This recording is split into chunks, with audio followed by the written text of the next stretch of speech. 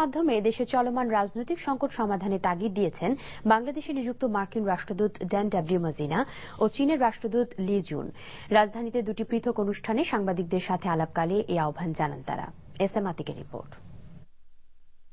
সংবিধান সংশোধন করেছি, যা হবে সংবিধান মোতাবেক হবে, তার থেকে এক চুলও নড়া হবে না। ব্যাস। জনগণের আন্দোলন এমন শুরু হবে যে আন্দোলনে আপনাদের চুল তো থাকবে না, এবেলা হয়ে সব আপনারা দিশাহারা হয়ে নির্বাচন আসন্ন, কিন্তু নির্বাচন করে সরকার ব্যবস্থা কি হবে তা নিয়ে অনড় অবস্থানে সরকার ও প্রধান বিরোধী দল।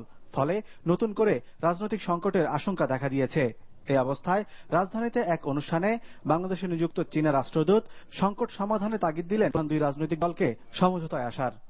我本人在这里就通过我的观察，我也发现呢，就是两个主要的政党实际上有许多共同点。আরেকটি অনুষ্ঠানে আলোচনার মাধ্যমে সংকট সমাধানের কথা বলেন মার্কিন রাষ্ট্রদূত ড্যান ডব্লিউ মজিনাও। I believe dialogue is the only way ahead. Dialogue among the major political parties.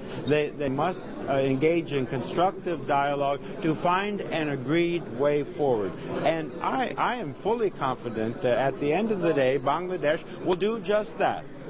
We'll do just that. We'll find a way to hold free and fair and credible elections. এদিকে জামায়াতে ইসলামীর সাবেক আমির গোলাম আজমের বিচার ও রায় নিয়ে মন্তব্য করায় মঙ্গলবার আন্তর্জাতিক মানবাধিকার সংস্থা হিউম্যান রাইটস ওয়াচের বিরুদ্ধে আদালত অবমাননার অভিযোগ আনে ট্রাইব্যুনাল, যা উদ্বেগজনক বলে মন্তব্য করেন মজিনা।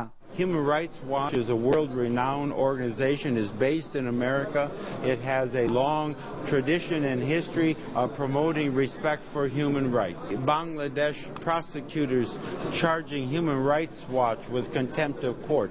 And I am deeply concerned about this. S M Atik, NTV news, Dhaka.